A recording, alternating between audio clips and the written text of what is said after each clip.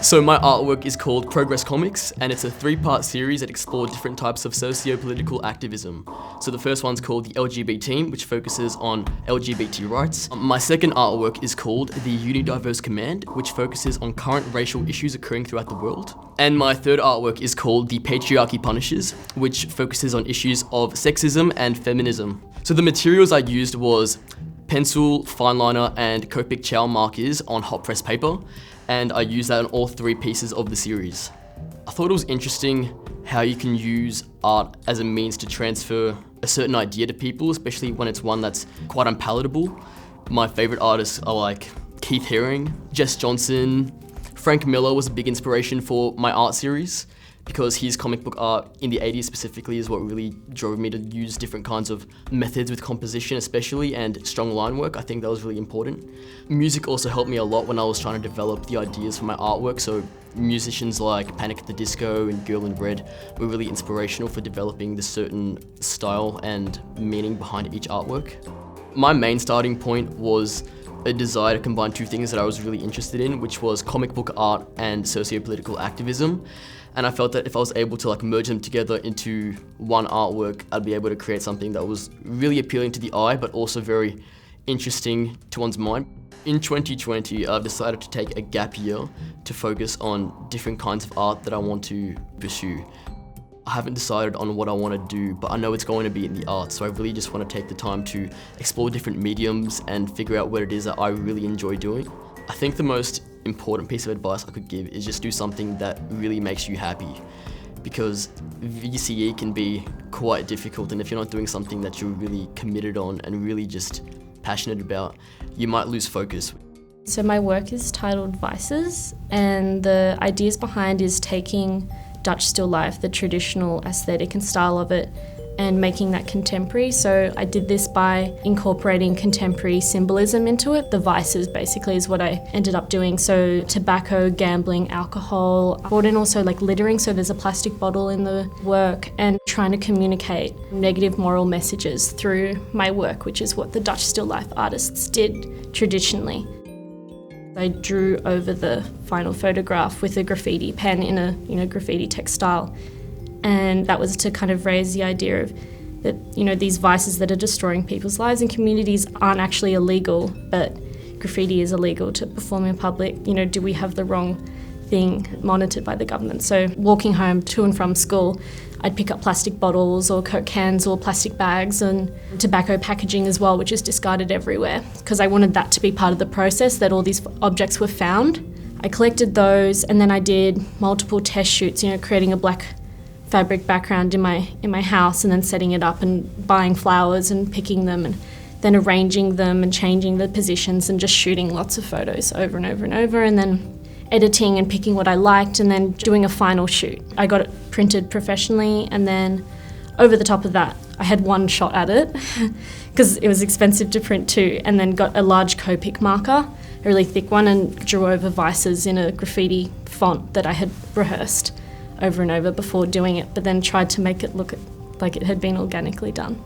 I found it challenging using photography because my other work was painting, and that's my stronger art form, and it was difficult because it was such low light, because I wanted to create the dark Dutch still life style with the dark background and really kind of mysterious looking photographs. So making sure that it captured it and it was focused, because it was so dark it was hard for the camera to adjust light levels and things, which I had no experience in. At the moment, most of my inspiration comes from, I guess, I use Pinterest a lot. Fashion houses, couture shows and things that were from the 80s and the 90s. I find those particularly inspiring. So I'm doing a Bachelor of Fashion Design this year at RMIT, and I think art will heavily shape it, because I discovered my interest in it from art. In year 12, because you're studying, you're doing all this content, using your folio time as a time to just kind of unwind and give your brain a break, and use your folio as your breaks possibly if you're studying when you're getting to that closer end dates when things are compact and you don't have a lot of time.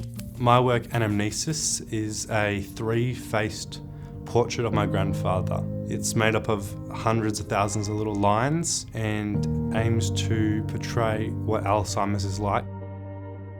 All I used to make the artwork was just paper and some pencils. It took about, I think, 15 or 20 hours. of just drawing straight lines. Trying to capture a mental health condition is pretty much impossible, so I just did it from my perspective, which is 3 faces on the one head to show 3 emotions in one person. I did photography of my grandfather to get different smiles and different emotions.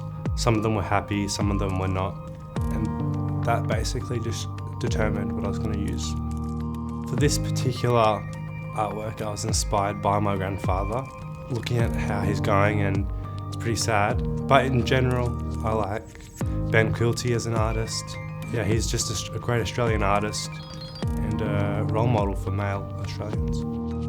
I started with portraiture as a theme, and I was just drawing sketches of celebrities and common people. I knew that to make an impact in my folio, I needed to have a bit more meaning and some messages behind it. So then I thought my grandfather was obviously a very personal thing with me. I could see my grandfather's mind just shift in conversation. One moment he's like in the conversation, and another he's confused and lost where he is. So I wanted to capture that. But to create it, I firstly took photos, lots of photos, hundreds, and then photoshopped them together. And then I created a sort of surreal portrait of my grandfather and then drew it out, lots of lines. Well, recently I went to the Basquiat crossing lines, Keith Haring, right here, and I loved it. I thought it was great, but I prefer Basquiat out of the 2. I thought his childlike drawings are so cool. In 2020, I'm going to RMIT for business, majoring in marketing. And I love art, and maybe when I get some more money, I'll make it my main profession. The advice I would give, for Top Arts, you have to be unique, be different.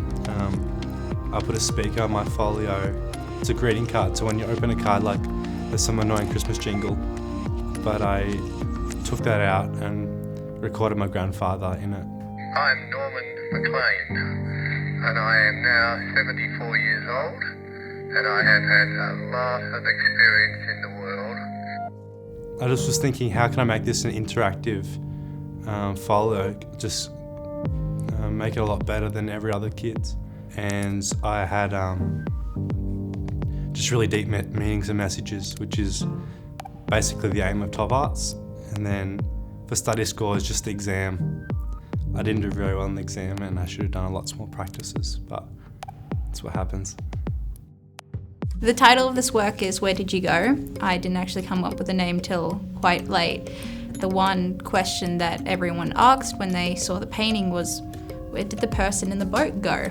And I love that people just have to scratch at their minds and come up with their own reasons. It can be very personal to each person. So Where Did You Go is a watercolour and gouache, and it's on 300 GSM cotton paper. It started out with a lot of different perspectives, from looking underneath the water, looking into the ocean, and I went through a whole scene where there was whales flying in the sky kind of thing. And then it kind of just came to me one night. I did an above bird's eye view down onto the water. And then from there, it starts really pinpointing on where the design of the painting came in, with the texture of the water, and then a scene of something underneath the water as well. I started out with watercolor purely because it was easy to work with, and then the feeling of the pigment and the watercolor just going on that cotton paper, of not having control over what's happening in a way, is just something really therapeutic about it. Even though the whale was intentionally a little bit hidden in the scene, it's underneath the water and it's only seen there by the darker color of blue. A lot of people came up to my painting and said, oh, I love this painting. And then, oh my God, there's a whale in that painting. And I was like, yeah, there is. And I realized that with more and more people, it took them a second to look deeper into the painting until they realized that the whale was there. And the most challenging part for me was working bigger. I've always worked at home on my desk, and since I had areas at school to work bigger, I thought I grabbed a piece of watercolor paper and I'm going to work on this size. It allowed me to put in that detail. And I think that was the hardest thing because it took me a long time. Ever since I was a kid, Vincent van Gogh has always inspired me. I always called him my soul artist. I always just loved his use of the colours blue. And then I love working with music as well. Like sometimes it's like a connection through the ears down into my arms and onto the painting. So this year I'm hoping to step right into doing a Bachelor of Creative Arts in Visual Arts. I just really want to focus on art only, to try and really make it a job, because art is not about there's jobs out there, it's about making the job yourself. I've already experienced a lot of opportunities recently where people wanting my artwork involved in a lot of things, so I'm really hoping that more opportunities come up. My biggest advice for completing your folio in year 12 is just fall in love with it. Every artwork is going to go through an ugly phase. There's so many times that you're going and this is not going to work out and it's ugly, and then there's just be some moment of it that it'll click and it'll just come together. No artwork has the potential to be amazing unless it has the potential to become a disaster. My work is called An Index of Childhood Memories, Anger and Intervention, and it's a collection of 32 fine liner drawings on cardboard pieces. I scanned them and printed them onto postcards and put them around the city, intervening with people's everyday lives and making them go out of their comfort zone and picking up a postcard off the ground in public. Half of them are about childhood memories and an age where I was untouched by racism. The rest of them are about things that I have experienced. I kind of realised how much racism there was at school and how it wasn't being dealt with. I used fine liner and a black calligraphy pen to get the square edge on the lines, and I used grey lead pencil for one of them. I didn't plan them, I just cut out like 30 pieces of cardboard and just drew, and I didn't judge myself, and I drew like messily, so they're kind of very raw and uncensored, and they're just kind of straight from my brain onto the piece of paper. So I found the set of drawers on the side of the road. They had the little labels on the front of the drawers, so that was just like luck, and it was so lucky. I listened to music from my childhood, artists like In Excess, Gurumul. I drew the Talking Heads song And She Was in a really stylised way, and then that kind of led to my style. I went to all the school strikes. I reckon they inspired me to pick a political topic and be an activist. I really love Romance Was Born, and they make clothes and garments and stuff, and they take inspiration from their childhood. Well, I went with a friend to put the cards around the city, and it was kind of a bit scary. It was kind of like everyone was just kind of walking around us, or like bustling around, and we were just kind of standing there putting little pieces of art around. I came back and they were gone, and that was just so exciting that someone took them. And even if like a cleaner took them and they went in the rubbish bin, it still went out there and people saw it. I've applied for 2 film courses, and I'm hoping to also continue the cards project. I would say to students taking VCE art to pick a very broad topic so they have lots of ideas. Do lots of brainstorms, that really helped me. Don't get too worried or stressed if you make a mistake, just kind of keep on going, because it always comes together and it's always a good piece at the end. So the title of my work is The Shuffler. It's based off a guy who's been running around Hampton, where I live, for about 20 years. He's 87. Just to see him continually running and, not letting his age stop him from doing that is just, always really brightened up my day. So I first went up to him and introduced myself and asked if I could take photos of him, and then from those photos did a couple of drawings. I did a wire base and then put foil on that, and then just built it up with polymer clay from there, just putting clothes on it, and then some watercolour and then some acrylic paint for certain pigments and stuff like that. I remember my teacher being absolutely mortified by the fact that I used dog hair, but yeah, I've got a border collie, and I didn't have any wool or any material that was like thin enough. I mean, my dog needed a haircut, so why not? To get like the really small wrinkles and stuff like that was really difficult, and also the clay I was using, if it was a really hot day, it would be a little bit more flexible. I did actually end up kind of enjoying the challenge of the fact that it was so difficult to put such fine details in it, because it was really just amplified the fact that, you know, he's got so much details and there's so much to capture in such a small piece. I'm probably really inspired by Tim Burton and Ron Murik. I've watched Tim Burton's, like, all of his films. The level of madness in all of his work is just really, really cool. Ron Murik's ability to, like, capture someone in such a, like, a hyper-realistic and impactful sculpture is just really cool. I started with a couple of small sculptures before I did my final one. I did a sculpture of a hand, and then I did a sculpture of my own ear to understand skin pigments and stuff like that. Those potential directions helped me and with just understanding sculpting and like developing my skills. Growing up, I've always been doing like small little sketches and stuff like that, and I've always enjoyed like a challenge or just creating stuff that people go, oh wow. I just think sculpture is just a way of like bringing characters from a piece of paper to like 3D life. I can express something or a character or something just in a more impactful way, I guess. My plans for 2020 are I'm doing an animation course at RMIT.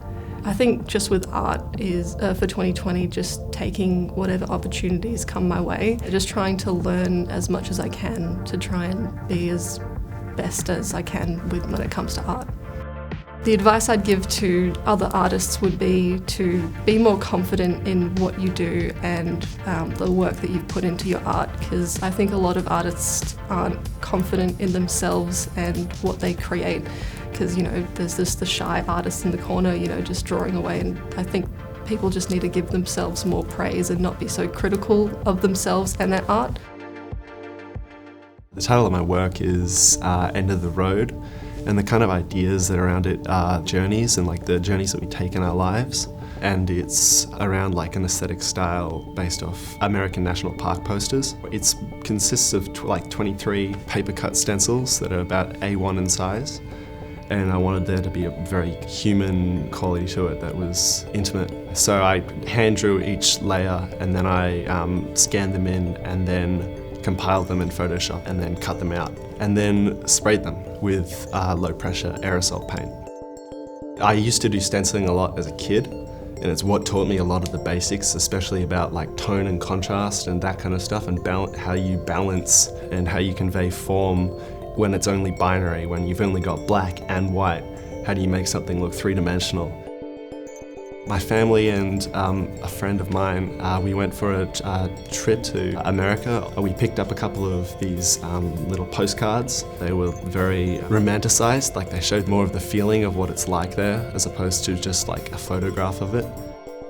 I'd say probably the most challenging part was actually painting the thing. The level of risk for making it like an irreversible error increases every single time you put a layer on top of a layer.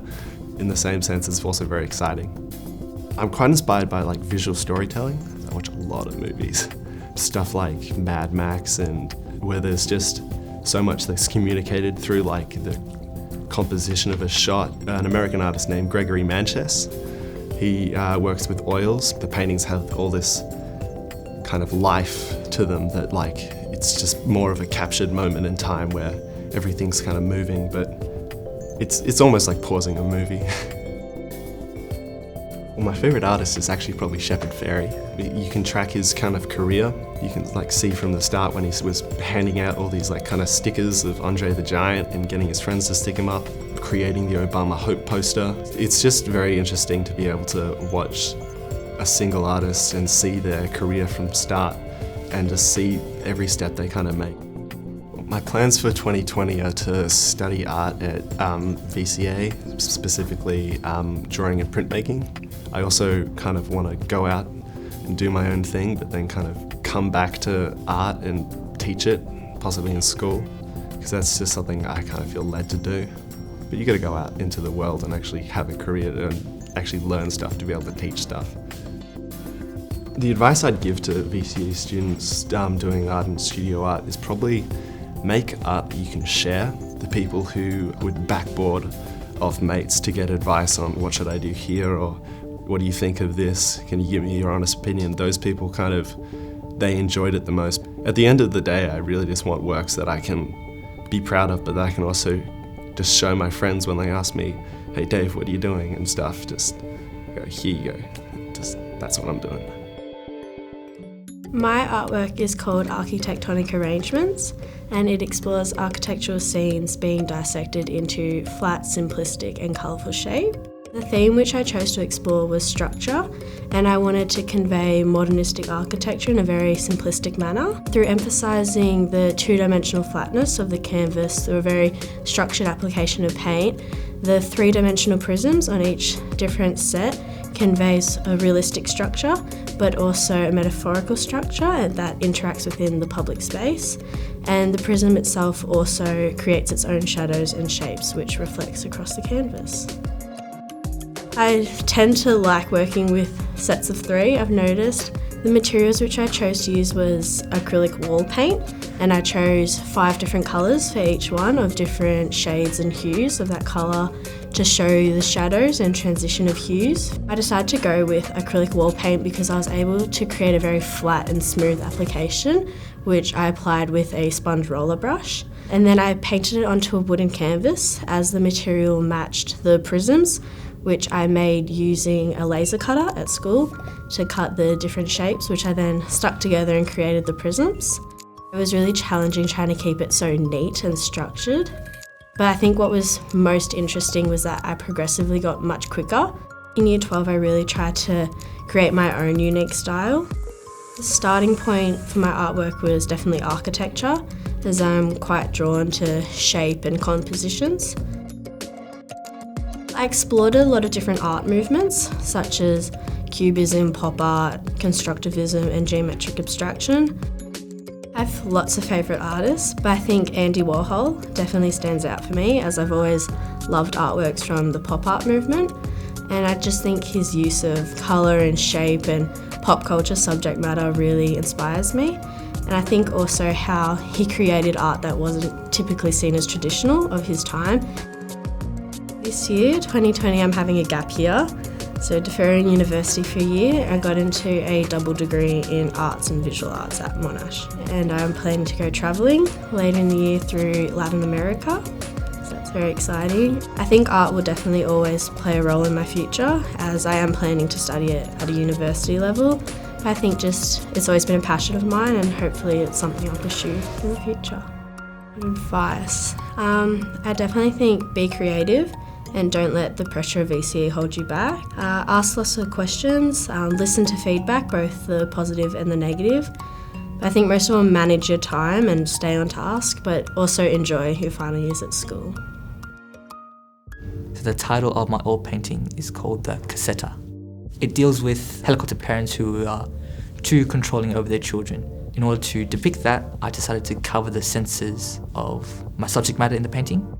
So I began by covering the eyes with a sleeping mask, putting on a bowl as a helmet, a metal mask to cover her mouth, sleeping earplugs for her ear, and also gloves as a way to cover her hands, her touch. And the puppet is to symbolize the parent, because usually the puppet is controlled by the puppeteer, but I decided to reverse the roles and made the puppet control the puppeteer.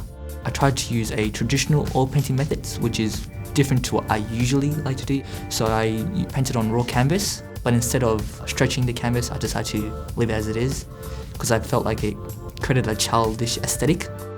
The process began with photography, composing my composition, getting my subject matter. I transferred it to acetate, and then I projected the composition onto the canvas. I followed the traditional oil painting methods, starting from the back to front, darkest value to lightest value, adding detail after each session, slowly, using various brushes, bristle brushes to begin with, rough underpainting, and then sable brushes for delicate details as the painting progresses. starting the first stroke. That was very difficult. It was the first painting I did, but it was completely different to what I'm usually like to paint. A lot of things inspire me, but I would say new experiences create new emotions. And art is a very emotional subject, and from new emotions you could create new artwork. I have a lot of favourite artists, but I would say Caravaggio would be my number one. The way he composes his paintings to create a scene, his use of chiaroscuro is incredible. For 2020, I would like to study architecture at RMIT. The role of art will allow me to be bold and not be too restrictive in my creativity, and I think that would help with my architecture as well. I remember my teacher told me that year 12 is a year of laughs. It will fly just like that. And so enjoy year 12. Art is an emotional subject, and if you're happy, then the quality of your work will reflect that. You're happy, you will paint or draw or sculpt happy. My work is a charcoal animation titled Roots, and it explores the theme of cultural transmission. It really explores the importance of family bonds and relationships in passing down cultural heritage and identity from one generation to the next. The work depicts different memories that were important to me in my childhood and really shaped my own view of cultural identity. The process of creating the animation was quite new to me, and I did a bit of research in terms of the methods of animation that I could use, and I had a look at William Kentridge's work, and his old school stop motion animation technique seemed like it was probably the most accessible for me, and I went about it by having a camera set up, a DSLR camera and a school whiteboard where I kind of just pinned up my work and started drawing with the charcoal, and then I just kept taking progressive images of the work as it went on. And then at the end I put together all the images on Adobe After Effects. I'm usually a drawer and a printmaker, so those kinds of traditional techniques were what were familiar to me. And the animation technique brought about a lot of new challenges working with Adobe After Effects, just with the computer and all this digital kind of technology I was not very familiar with. And even just using the DSLR was really new for me, but I think it was a really valuable experience and I would like to continue with animation. My favourite artist is MC Escher because looking at his drawings and his prints, it's so amazing to me in terms of his mastery of all three forms of printmaking, relief, intaglio and planographic, and it's just something that I really aspire towards.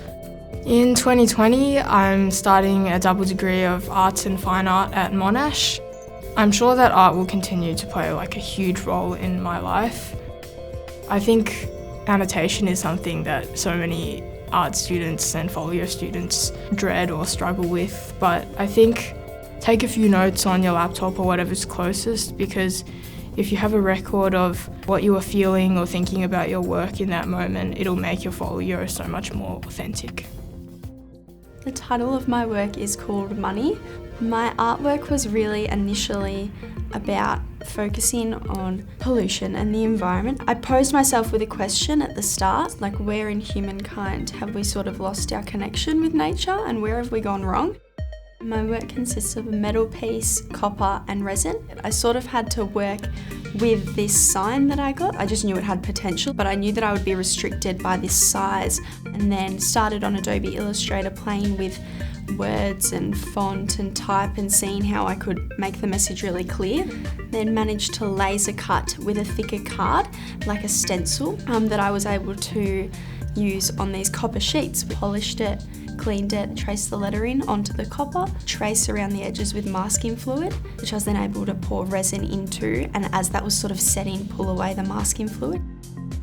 Probably one of the most challenging parts for me was picking words and phrases. I just sort of initially went with what I saw in the media, the climate change and, natural disasters. And so those words initially, I just wrote them all down. I had no idea of order or how they should sound one after the other. But trying to sort of figure out how that order was gonna flow and sit became more of the challenge as well. But the words, I just wanted them to be really as brutal and harsh as it actually is. I really was really passionate about trying to do enamel all these words onto the copper. I used like a heat torch to try and melt it onto the copper. That cracked and it didn't work, but that's how I discovered that I would get this oil spill sort of look effect across the copper. I'm a coastal dweller, wandering on the beach and exploring and just like listening to surroundings and enjoying that. I think that's what inspires me the most. Gerhard Richter's work? Tote? Initially I really didn't know what it was, other than I was really attracted to this type that was sitting up the top sort of backwards and flipped. That was just those colours and everything that really inspired me with mine.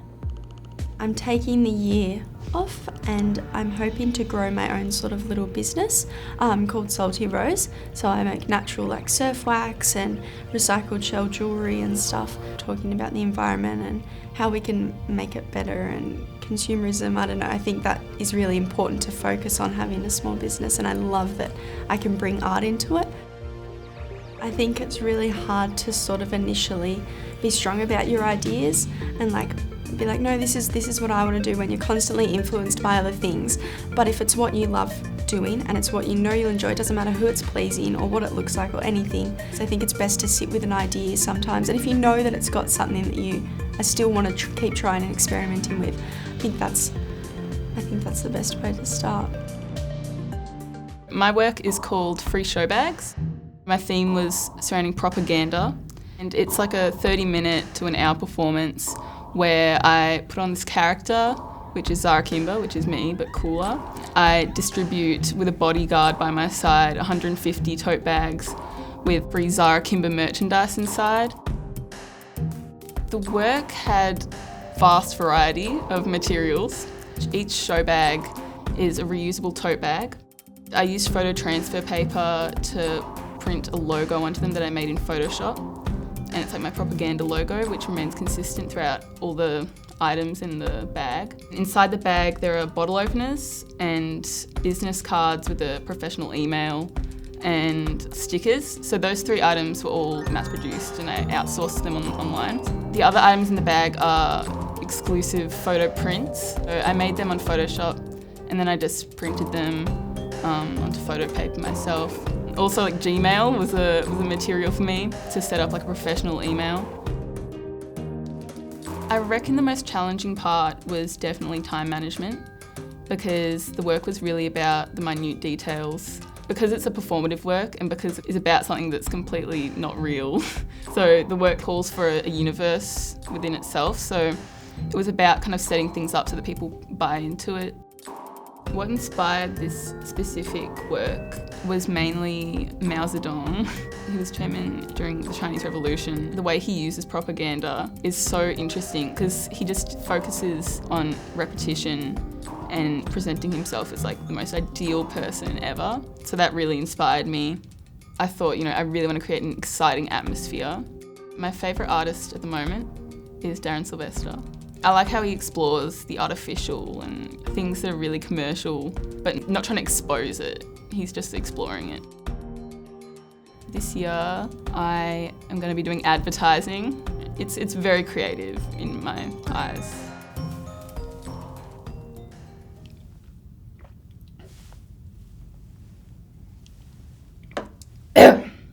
So, my advice for students would be to really work hard throughout the year. It's really important that students value their education, and I think that we should all just remember that studying and education is really important for all of us. I studied and it really benefited me in the future and where I am now. So if you want to be like me, I would really strongly recommend focusing on your study. It's really important. So yes, and stay healthy as well. Yeah, that would be my advice. Thanks. Are we done?